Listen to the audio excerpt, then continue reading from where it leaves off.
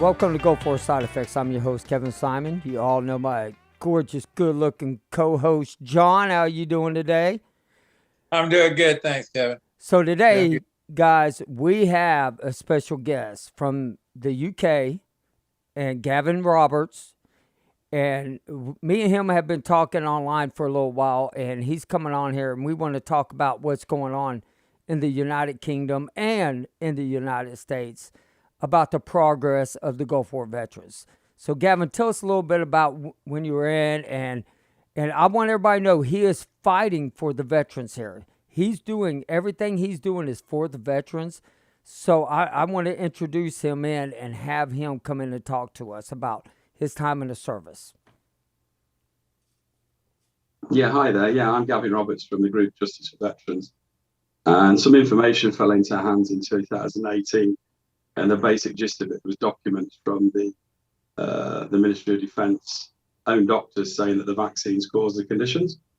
So then we decided to investigate fully. And now we're nearly 4 years down the line. And, we've had a legal team in place for just over a year. Legal firms were fighting over the case because of the evidence that we had, whereas in previous years they'd ran away from it because it was too complex. And we decided to go with a legal firm called Hilary Meredith, who's recently married David Beckham's dad at Christmas. So we've got that link across the pond as well now, because I know the Beckhams spend a lot of time in the US, so that might become quite useful in the future too. But my personal experience was I was actually a chef or a cook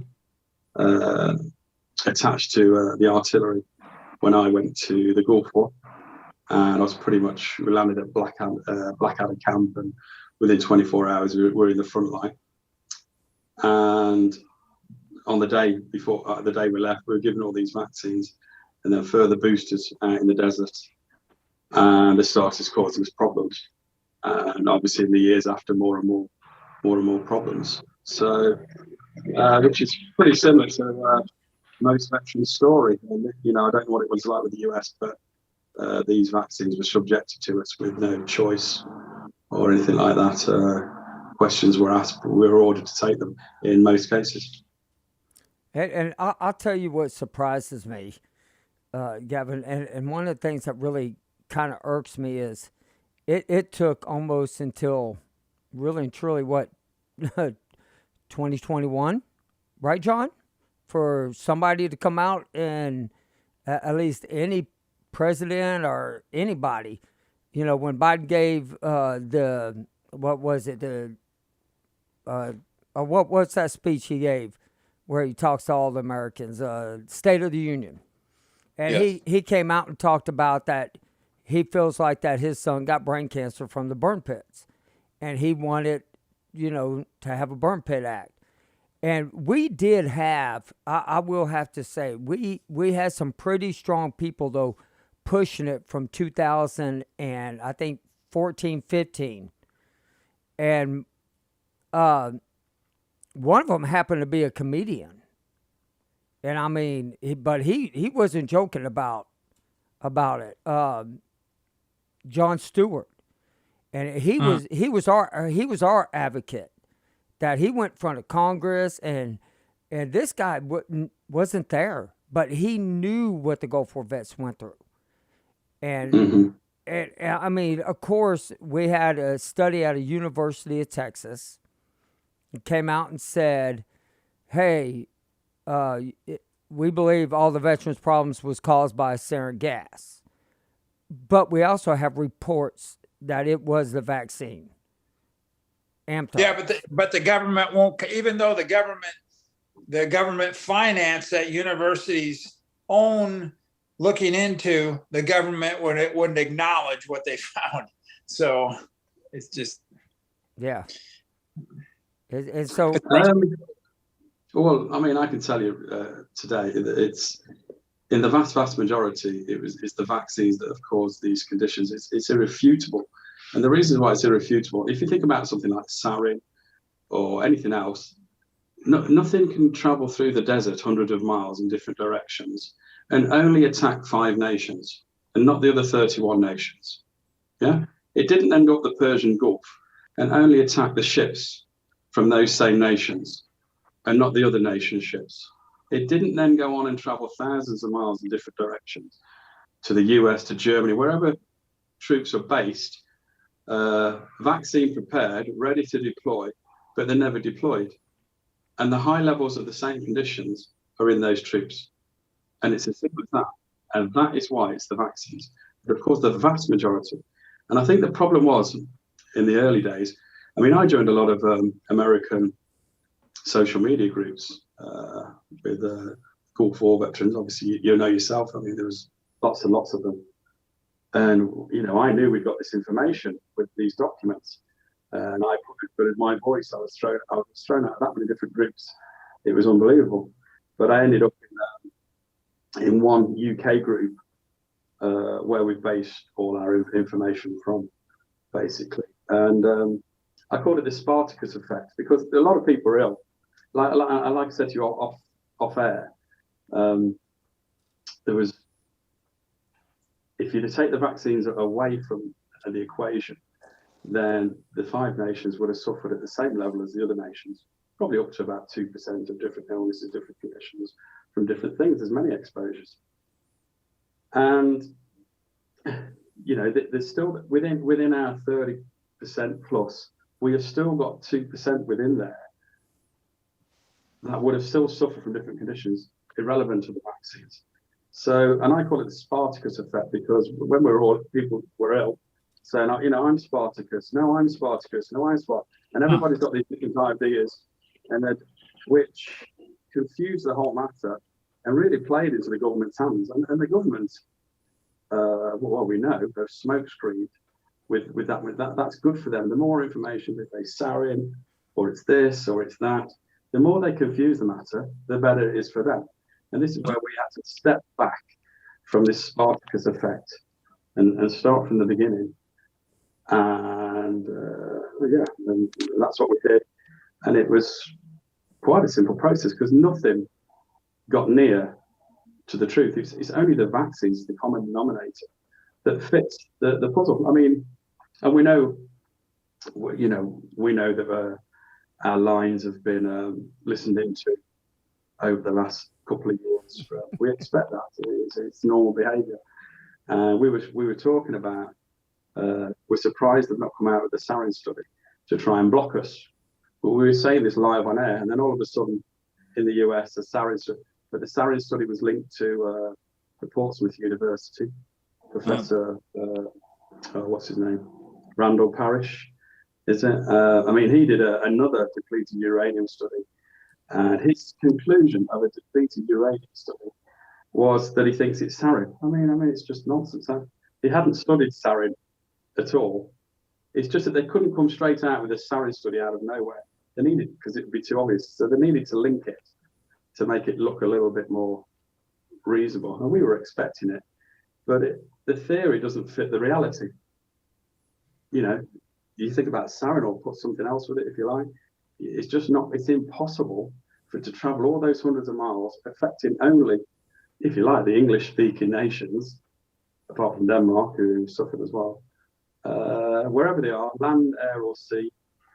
And you know, you think about something like sarin. When it's more, it went on the release. When it's more concentrated, there would have been a pattern. You'd have seen it more in certain areas where troops were, and the ones that are hundreds of miles away. You know, so it just doesn't fit. It doesn't fit the jigsaw. And luckily, the experts that we've got, you know, all the lawyers and well, they used to be Queen's barristers, and they're now King's barristers, obviously. All agree with us. We've not come across a barrister that doesn't agree. Hence, we'll have a case to run with, which is for abuse. Yeah, we had Dr. Nicholson on here and a gentleman named Jim Brown, and they can link it back to that too. I mean, there's been study after study linking that the vaccine was tainted. Our vaccines were tainted, and we got more than one. And that's the thing that you're right, because we have Sarah that is on a round table. She's vaccine injury. We have a lot of people who didn't deploy over there that has the exact same symptoms we do, if not worse. Yeah, it's really interesting, Gavin, a different perspective from somebody in a different country altogether, because we, the U.S. veterans, we talk amongst ourselves and we hear, just like what you're saying, whatever it is our government wants to, however the information is they want to release it, and then you give a different perspective on, like, well, wait a second, could it just be sarin, or could it just be the pills that the PB pills, or this or that? Whereas if all the nations, if there's only a particular small group of nations who are given their military personnel those injections, and we can link that, unrefutable, that's kind of interesting. I hadn't thought about it in that perspective. It's the bottom line. It's impossible for it to be anything else in the vast majority. Don't forget, there's a 2% in there that would have suffered illnesses and conditions, from all sorts of things, diesel, many exposures, especially in a war situation. So, I mean, it's laughable, really, because it's impossible. And we put it to Dr. Haley after he released, we let him release his study, let him have his little bit of a time, and then we said, okay, now explain it in theory, how it's possible in reality. That is your theory, yeah. And he ignored us. Have you heard of Professor Wesley? I have. Professor Wesley? Simon Wesley. He did in the early years, in the sort of early to mid 90s. He put some stuff out there saying, look, it's the vaccines. He was very much, it's the vaccines, and he was or he is still an expert in epidemiology and psychiatry. So it needed an epidemiology study early on, really, to find the cause of disease. We believe he was on the right lines. But then his study switched from an epidemiology to a psychiatric. And then all of a sudden, they're telling us all it's in our heads, which, of course, affects all treatments. I remember going to the doctors, and they were treating me differently because they didn't believe me, because they believed it was in our head, because this is what they were being told through the Ministry of Defence. And something made him switch. And I've had conversations, I've had emails with this guy. We've put a lot of pressure on him. There's a reason why you switched from saying it was the vaccines, and we believe it was the ministry. You was threatened. There was a golden carrot dangled, or a combination of it. Something happened. And we put it to him. We've called out a lot of people, because now we're in a situation. We've got all the evidence to back it up. Same as Dr. Haley. Prove it. Yeah, prove that caused that damage when he's talking about his PON 1 and PON 2. And he's unable to, and he can't. It's impossible. And he's been on your government's payroll, where we've checked him out, for 18 years. I think in his early years, a bit like Wesley, they were pro the veterans and trying to help. But when the government switched, this is my opinion now. This is, we cannot prove this, but this is what it's saying to me, is that the government get into them somehow, and all of us, and then they start producing conclusions that the government want, and then it seems that studies are put out there to fit the conclusion. That's what we see. And like you say, we've given Dr. Haley every opportunity to explain himself, and he's chose not to. Well, why? If you really believed in your study, why wouldn't you explain it? And he's also is a big deal with the climate change. And anything government, like Dr. Haley, has changed, is what we're seeing from over here. In the last in the last 2 months as well, obviously they're feeling the pressure, because now we've got whistleblowers on board, and these are government whistleblowers. And we've only got these in the last couple of months. I can't say they are, obviously, and we can't divulge the information. That's right. The pressure has told, because we keep ramming the truth down their throats. So we're in a good position. Well, and that's not necessarily a bad thing, because when you make things blatantly obvious, Gavin, are you still with me, Gavin? Gavin, Yeah, you still my okay? phone just switched to something else. Once. All right. There you go. Okay. Oh, you give me a more prettier view. I love it. You know There we what? go. You could go in and type in like va.gov, talk about vaccine injuries of the anthrax shot, or you could go type in 35,000 troops died the first year of the anthrax shot on Google and stuff, and uh, there's articles written about that, but nobody takes a look at that because they were written a long time ago. And that's what they need to look into, because the way I say it, they signed our death warrants, and they need to pay for it. I mean, the anthrax vaccine, along with being, the oil rigs on fire, the sarin gas, the muskrat, I'm sure that didn't help with some of it. But there is one major component that has damaged our nervous system and our digestive system. I mean, there's too many veterans out there that have migraines. There's too many veterans that have neuropathy, IBS, cancers, all this stuff. I mean, it's not a coincidence anymore. Something happened. Is it fixable? Probably not. But at least give us an answer. I read something yesterday, excuse me, to do with the COVID vaccine, actually, in the military in the US. And they were looking into the data. And I believe the cancers have increased. What was it? It was something like about 10,000 a year cases of cancer in military troops normally.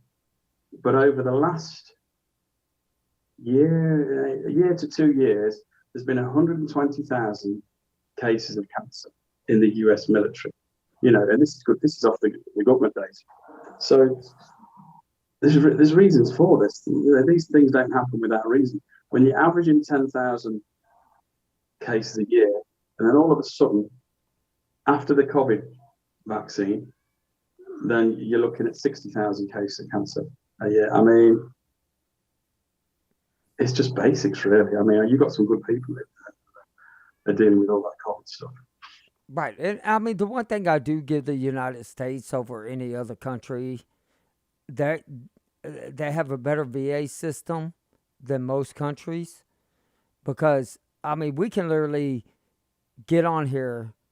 We do have the free speech come out and say, hey, you know what? We feel like we were poisoned during Desert Storm. Other countries can't say that as much. They get blocked, or they, get threatened with jail time. I mean, there are more veterans around this world that are suffering from one war Mm-hmm. than almost any other war. Yeah, it's true.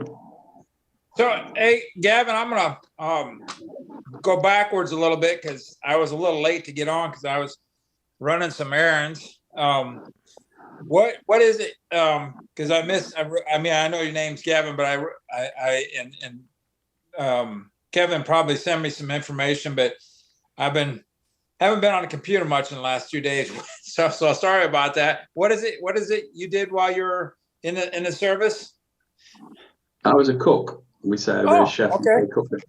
And I was attached to the air defence, the track rapier, a battery. So, and they were up the front with the heavy artillery and the tanks and things. As you know, they were dug in deep, weren't they? So to get them out. So okay. and when it all kicked off, we're all soldiers, aren't we? We just got to do what we've got to do. And then until peace again afterwards, get back to feeding the boys again. But yeah, that's a huge undertaking. I didn't envy you guys doing the cooks, because you guys were.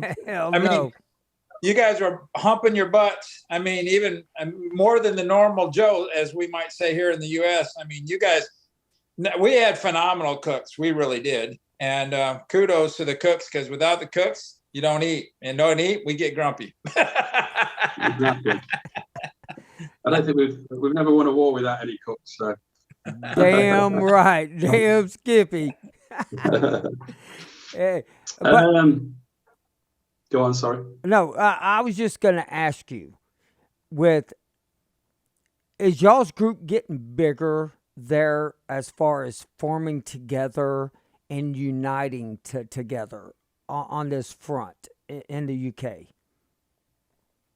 Well, yeah, and the group's called Justice for Veterans, and we've got the veterans community is a good network anyway.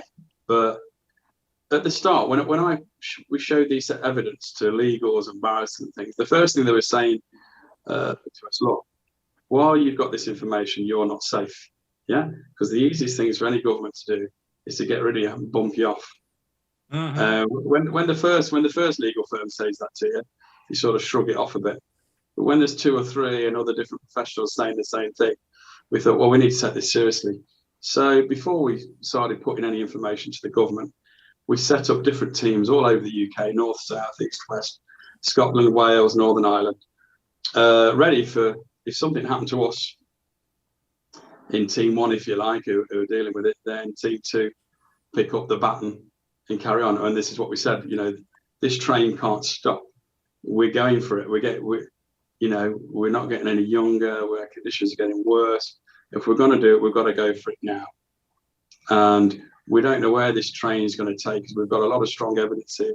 We don't know what doors are going to open. We expect the doors will open. Doors will get shut in our face. People will get on the train. People will get off the train. But we just got to chug along nice and slowly and get everything right. Because if you take too many big steps, we know what the government are like. They'll get through your legs.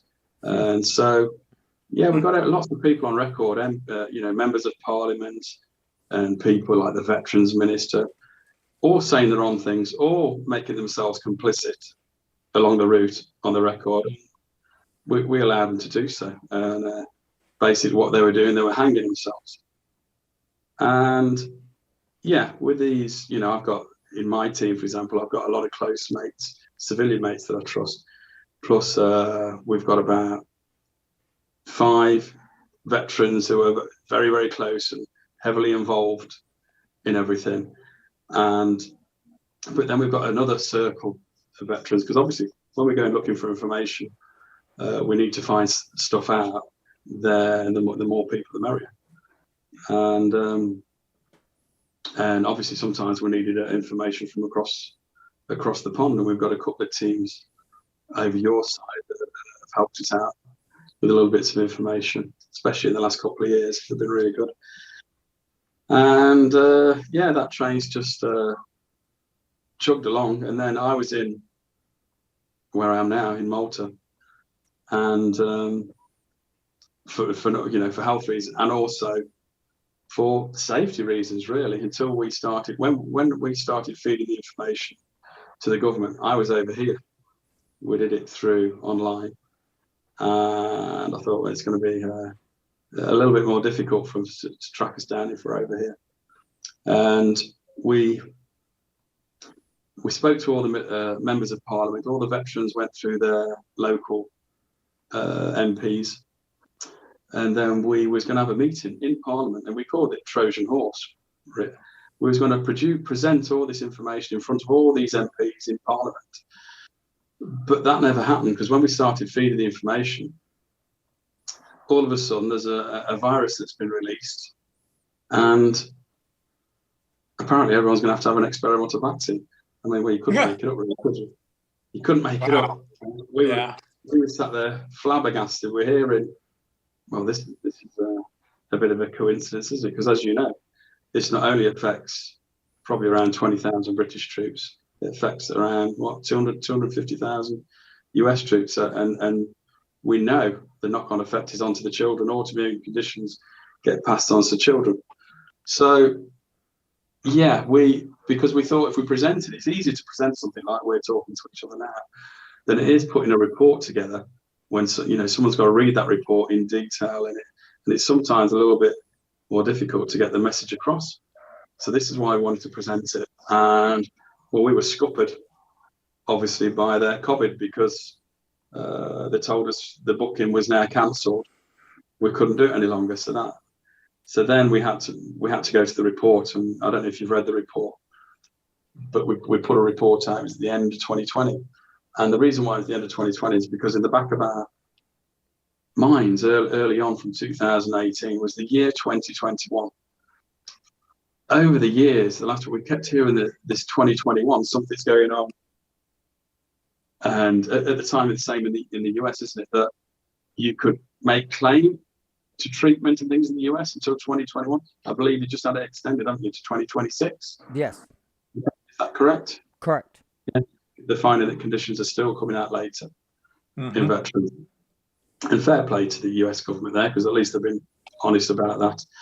And so it was always this 2021, and we were always asking ourselves, why 2021? You know, we've got to get this out before 20. So something's happening, but we didn't know what it was going to be. And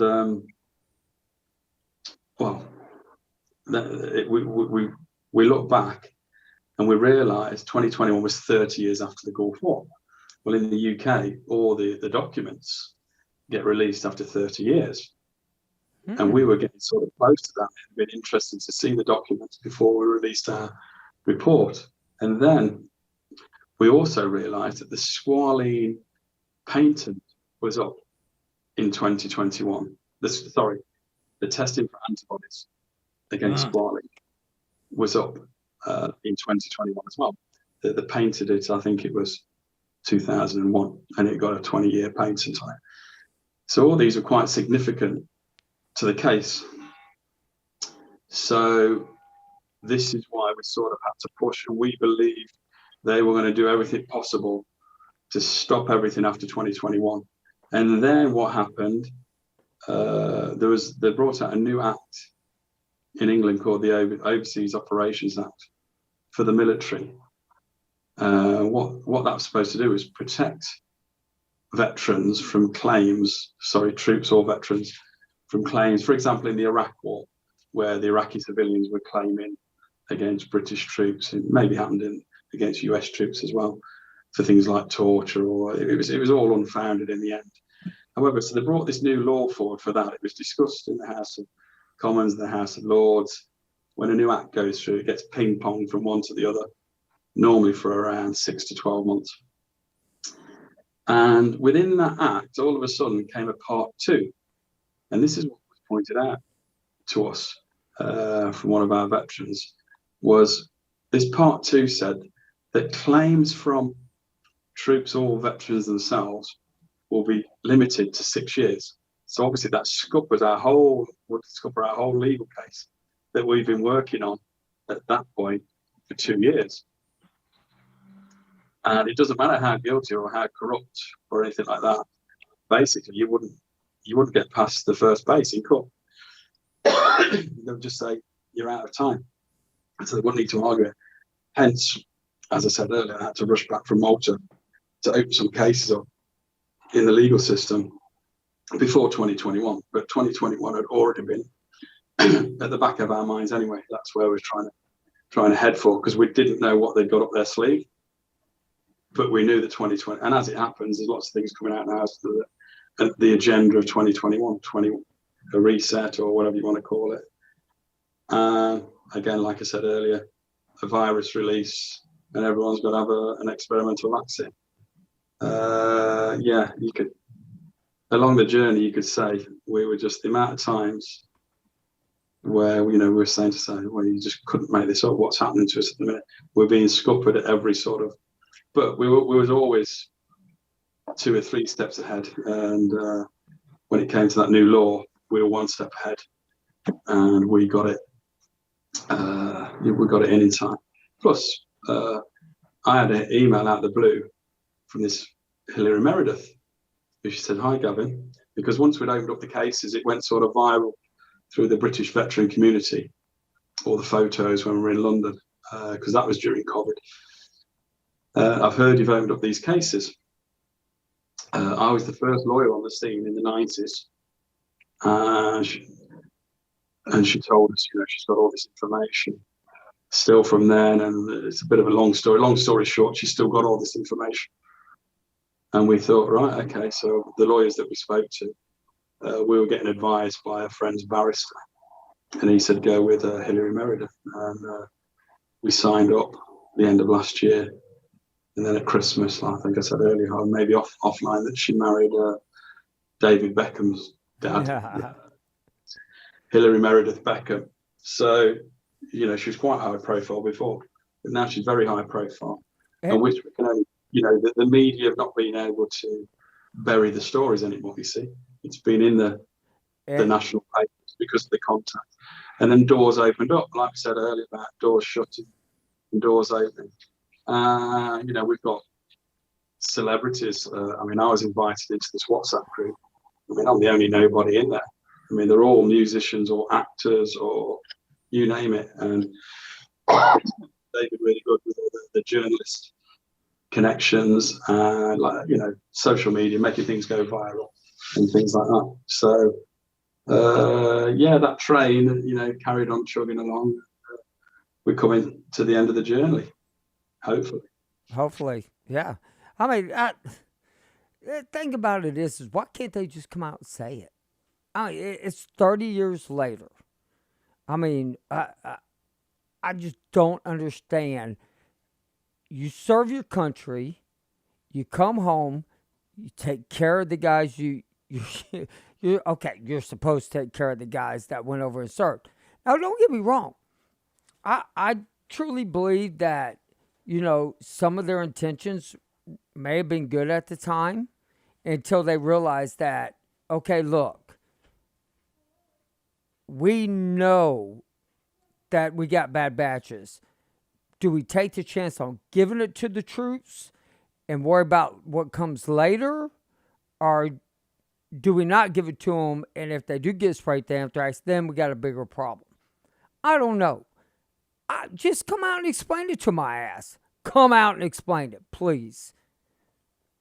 Well, the same again with the bad batches of anthrax.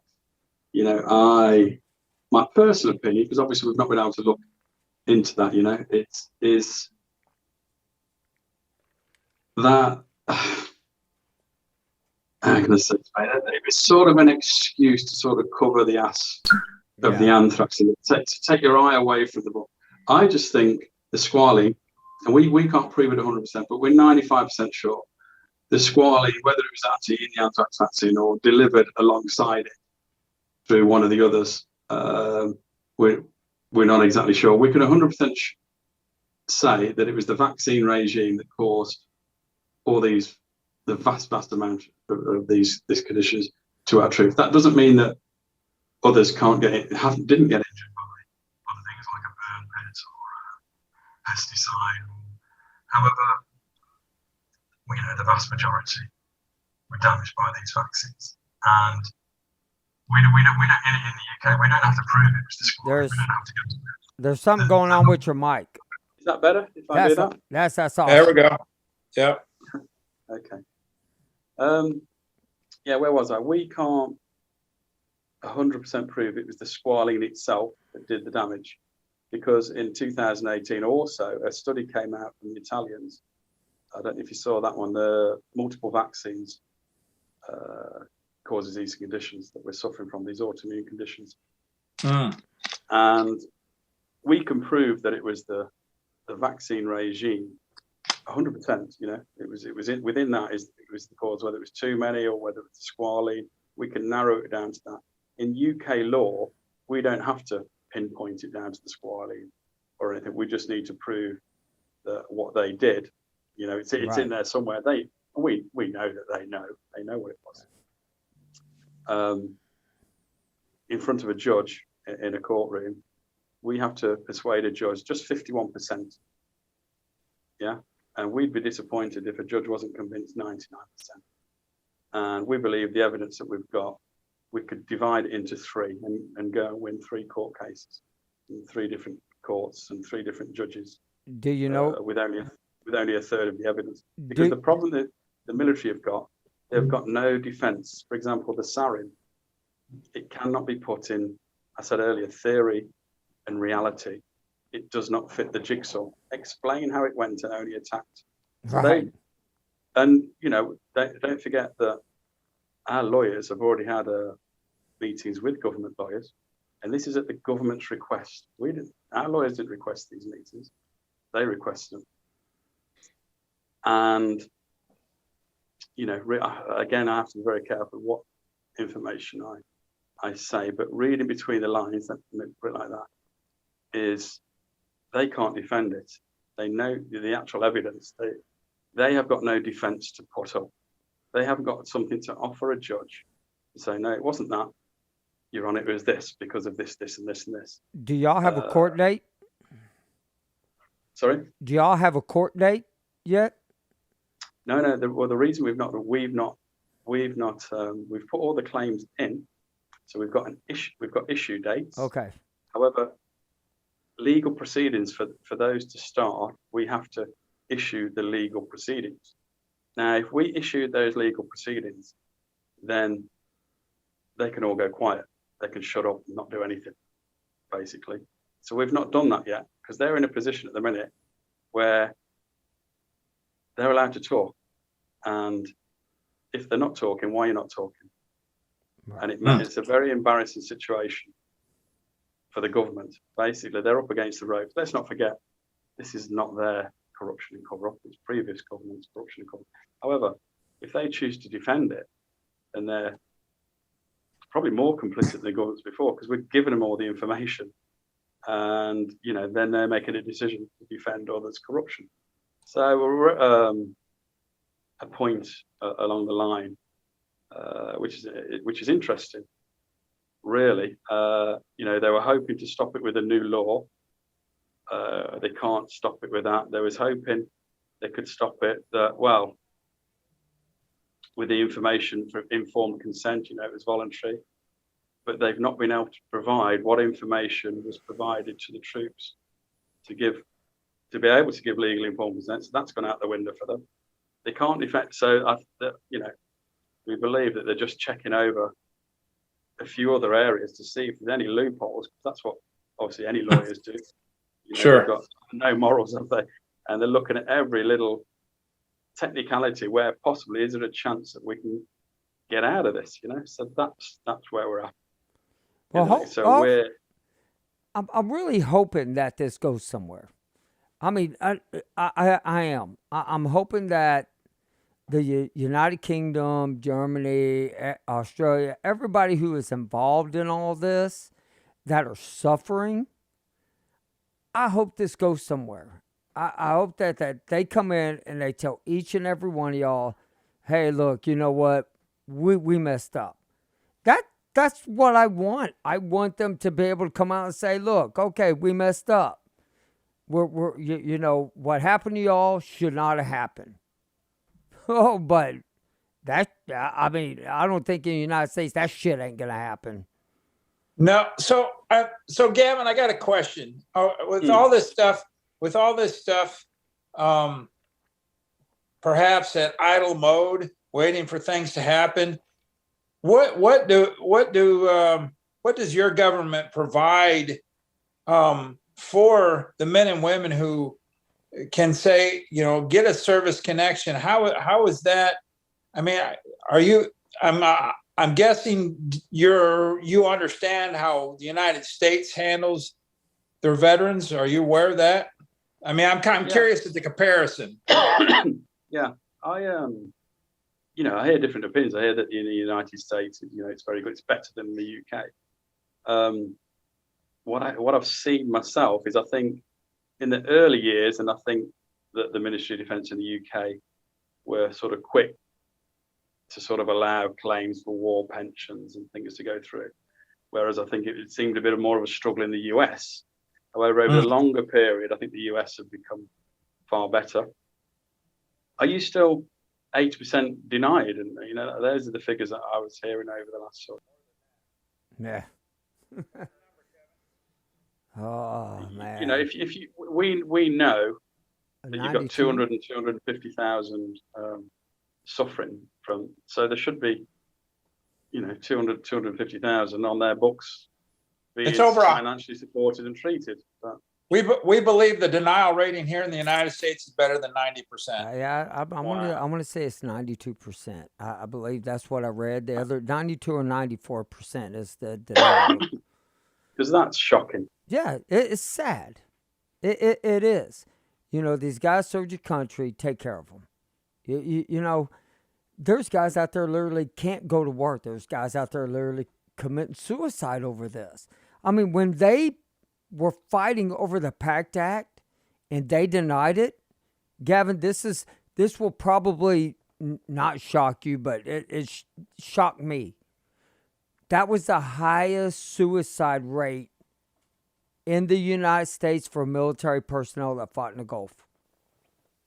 Think about that.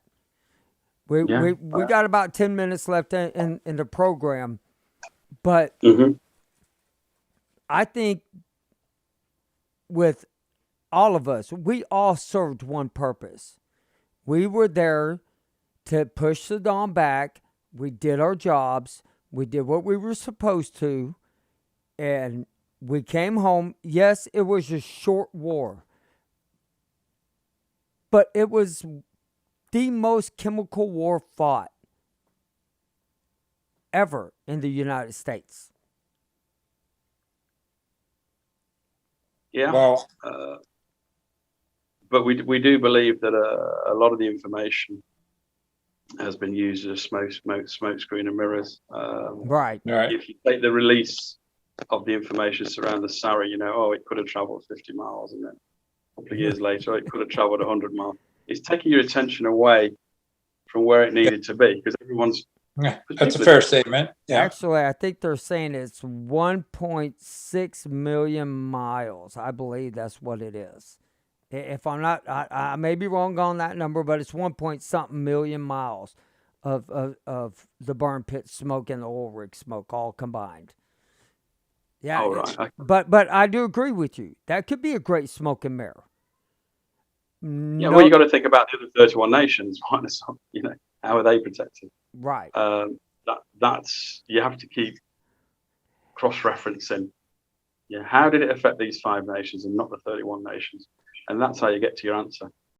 Yeah, it's very intriguing, Gavin, the way you're explaining things, and here again, a different perspective on for those of us in the United States, because we're a large country, but we don't all necessarily. This is a great opportunity to speak to a fellow veteran from another country who fought in the same war and what they see compared to what we see and what we talk about. Because we have the norms that we all talk about, but we don't. And like Kevin said, we have a fellow vet, Sarah. She's vaccine injury, and she's up against the wall trying to prove her case, which our government doesn't want to acknowledge. And it sounds like you've got a pretty good grasp, a really good grasp. And I think I'm excited to hear.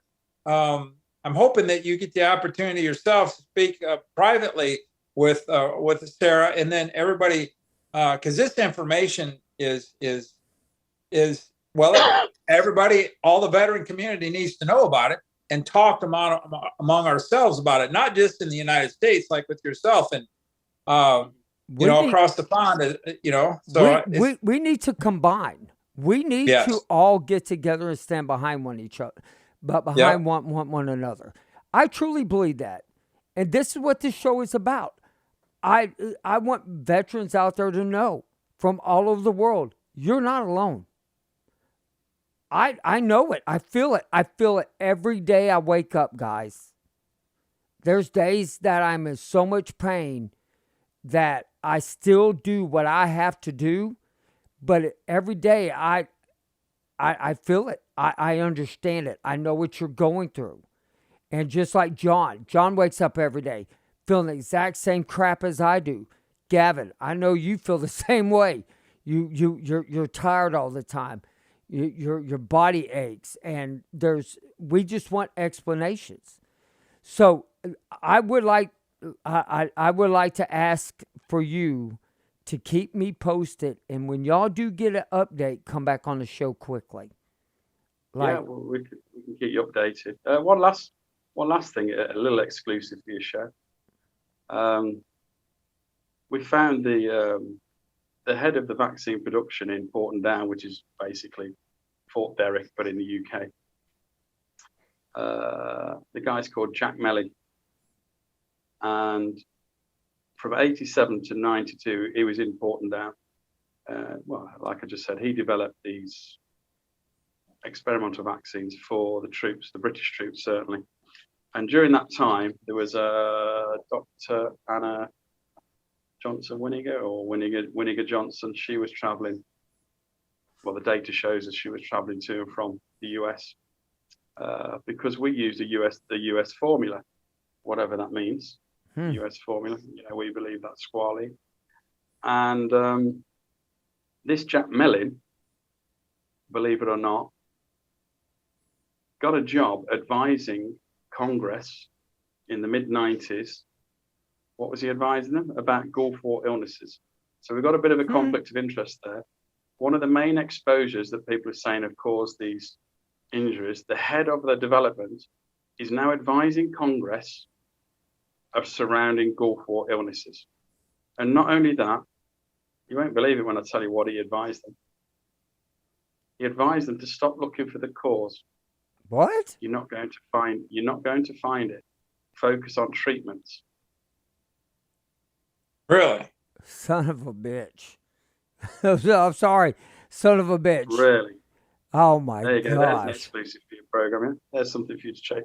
Because he's living, I don't know if he's retired now, 82, but certainly he's still working. He got himself a nice job after that in your government accountability office. Imagine that. And he then, advised on other things in the US to Congress on many different matters. I suppose especially when the medical matters. And that happened. How can you have someone who headed up the vaccine development, British guy, then going over to the States and advising your Congress that information? I mean, and what's his name? There's a little bit of corruption for you. What's his name again? Jack Mellin. I'll leave that one for you guys to deal with over there. Oh, you don't have to worry worry about that. But he's 82. He's 82 now.